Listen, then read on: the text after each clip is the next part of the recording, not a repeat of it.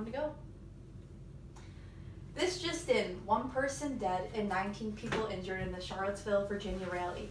Police just identified 20-year-old James Alex Fields for allegedly running his car into a group of anti-racist protesters.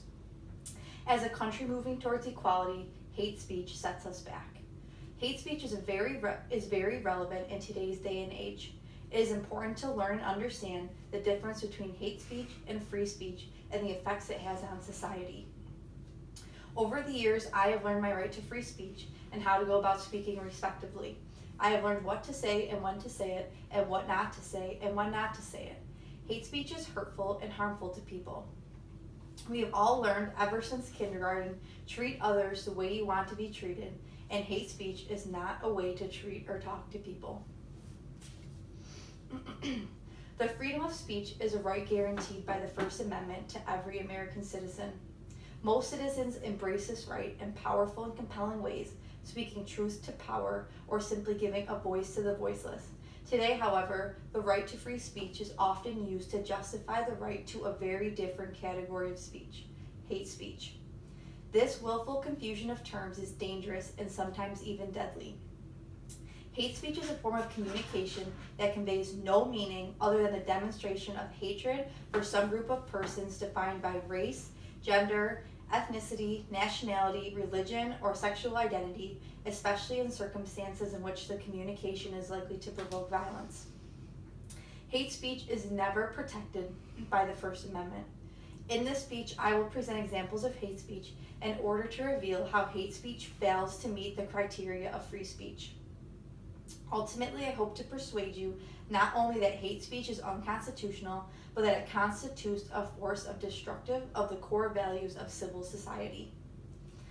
First, I will examine examples of hate speech. Second, I will examine Timothy Garden Ash's view on hate speech and why he thinks too that hate speech should be declared unconstitutional. Third, I will discuss why hate speech should be restricted by law. Hate speech comes in many forms. Some examples of hate speech include name-calling, racial slurs, and sometimes occasionally symbols like the swastika. For example, back to the Charlottesville attacks, the Nazi flag with the swastika was marched around during the protest. The Holocaust led by Hitler and the Nazis killed millions of people and was one of the largest genocides in history. To see the Nazi flag being marched around proudly in 2017 is a problem. It is a clear example of hate speech and why it should be illegal. Here is a shocking image that infuriated so many.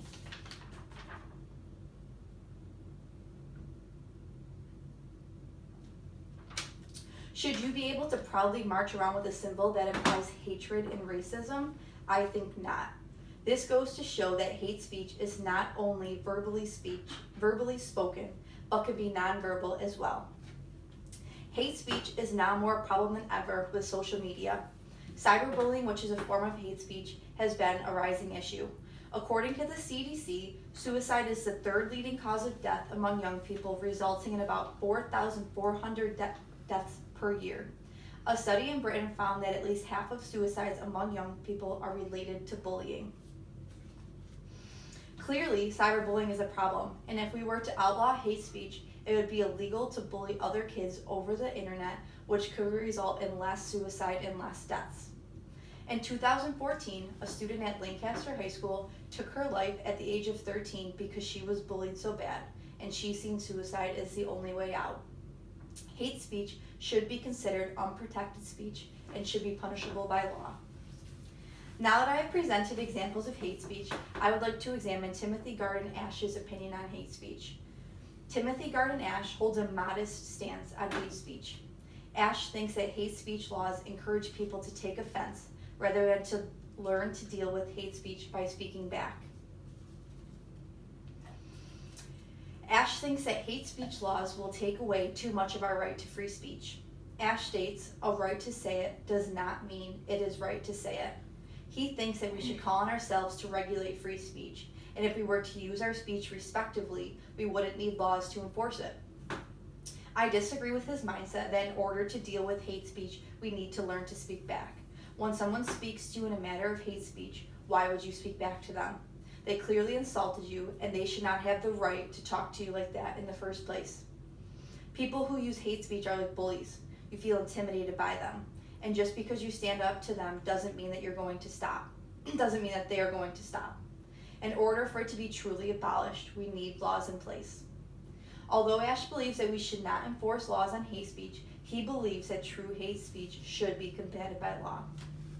Ash states, to be clear, many instances of what is Colin Quinley describes as hate speech should be combated by law on the ground that they do demonstrate harm. These include dangerous speech, fighting words, direct harassment, intimidation, and bullying on and offline. The advocacy of discrimination should be allowed by law and then heavily criticized in the free debate, but actual discrimination should definitely not be. In other words, he believes that true hate speech should be declared unconstitutional, but putting laws in place will take too much of our right to free speech away. Now that I have presented to you examples of hate speech and another opinion on why hate speech should be combated by law, I would like to finally present to you why hate speech should again be restricted by law. Hate speech should not qualify as free speech under the First Amendment. Hate speech should not qualify as free speech because it often leads to violence and brutality. Some examples of unprotected speech are obscenity, fighting words, fraudulent misrepresentation, advocacy of imminent lawless behavior, and defamation. Hate speech is specifically intended to offend, insult, or threaten an individual or group, so I think that we can agree that threatening an individual or group should be considered unconstitutional. If fighting words is considered unprotected, threat should be considered unprotected as well. The right to free speech should be limited if people cannot speak respectively. In the debate over limiting free speech, many say that it breaches our freedom of our right to our First Amendment, but wouldn't you rather have limitations on free speech than feel threatened in your own country? In the debate over hate speech versus free speech, many Americans express a concern that the number one priority should be the well-being of the community, that the person's right to freedom of speech can and should be limited if it possesses a threat to that community's well-being.